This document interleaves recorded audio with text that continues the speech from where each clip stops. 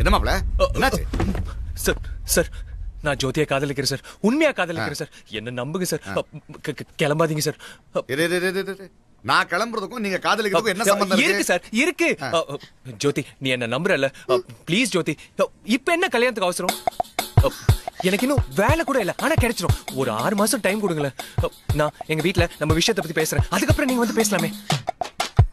Sir sir வீட்டுக்கெல்லாம் வந்துடாதீங்க sir, சம்மந்தம் எல்லாம் பேசாதீங்க சார், கொஞ்சம் புரிஞ்சுக்கோங்க சார், எனக்கு வேலை வேற இல்ல சார். ஜோதி சொல்லு ஜோதி. சார் வரேன் சார்.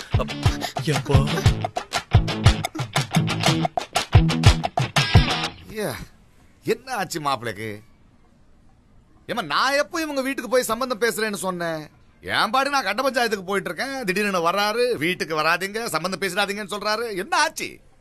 அண்ணா காதல்ல ஒரு விஷயம், வேணான்னு சொன்னா வேணும்னு அர்த்தம், வேணும்னு சொன்னா வேணான்னு அர்த்தம், வீட்டுக்கு வராதீங்கன்னு சொன்னா வீட்டுக்கு வாங்கன்னு அர்த்தம், சம்பந்தம் பேசாதீங்கன்னு சொன்னா சம்பந்தம் பேசுங்கன்னு அர்த்தம். நான் இல்லாம அவரால இருக்க முடியல போல, என்ன உடனே கட்டிக்கணும்னு நினைக்கிறாரு. போலாமண்ணா?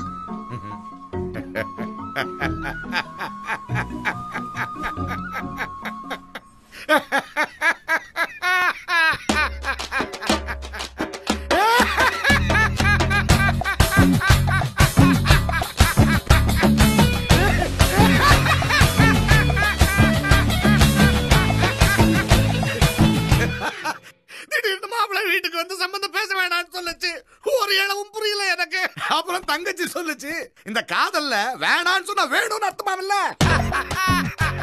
இத படிச்சவங்களோட குழப்பம் எங்களுக்கு புரியாதுங்க.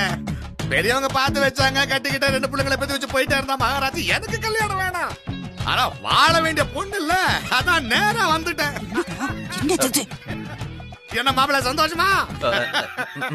வெக்கத்தை பாரு, வெக்கத்தை பாரு, ஐயோ வெக்கத்தை பாரு. வேலை இல்லன்னு சொன்னாரு, உடனே புரிஞ்சுக்கிட்டல. தெரிஞ்சவங்க கிட்ட பேசி நாயுடு நல்ல வேலை நல்ல சம்பளம் சொன்னாரு. ஆனா தங்கச்சி சொல்லிச்சு அங்க நிறைய பொண்ணுங்க இருப்பாங்க, உங்களுக்கு பிடிக்காதாமே. இப்படி ஒரு மாப்பிள்ள தான் எனக்கு வேணும். அப்புறம் தங்கச்சி நீ ஏதோ பேங்க்ல வேலை பாக்குறதா சொன்னாங்க, எந்த பிரான்ச்? அசோக் நகர். அட அசோக் நகர் நம்ம ஏரியாடா. ஏதாவது பிரச்சனைனா சொல்லுங்க, போட்டு தள்ளிடுவோம். ஐயா நீங்க?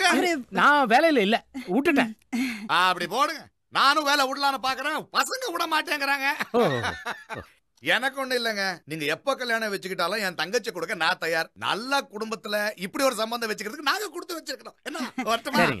வரேங்க, வாங்கடா வரேங்க. வரேங்க.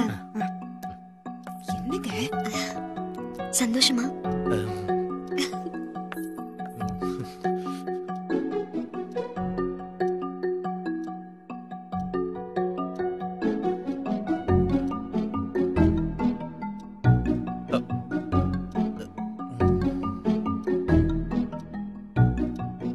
நேத்து காலையில ஊத்தி வந்தா காஃபி போட்டு தந்தா, இன்னைக்கு காலையில ஊத்தி வந்தா காஃபி போட்டு தர வரலண்டா.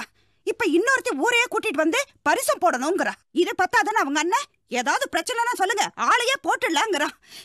எனக்கு ஒண்ணும் தெரியாது, உனக்கு தான் எல்லாம் தெரியுமே. 3 பேர் தானா, இன்னும் இருக்காங்களா? எனக்கு அதெல்லாம் கூட பிரச்சனை இல்ல. இவனை பார்த்து இவருக்கு பொண்ணுங்களே பிடிக்காதமேன்னு வர சொல்லிட்டு உங்களோடது நல்ல குடும்பம்னு சொல்லிட்டு போறாரு. ஐயா அவர் சொன்னது அப்படி எடுத்துக்க கூடாதுமா, கொஞ்சம் மாடுலேஷனை மாத்தி பாரு. நல்ல குடும்பம் அப்படிதான் எடுத்துக்கணும். கர்மம் கர்மம், இது கரெக்ட் மாடுலேஷன்.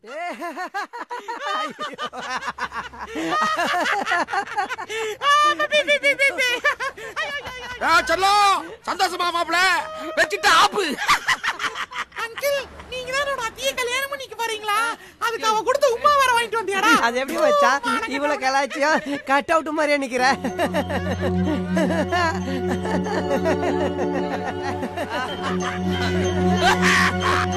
நீ ஒண்ணு பண்ணு, ஸ்ட்ரைட்டா போய் அந்த பொண்ணு கிட்ட விஜயகாந்த் பிடிக்காத வார்த்தையை சொல்லிடு. மன்னிப்பு, கிளம்பு கிளம்பு, காத்து வரட்டும்.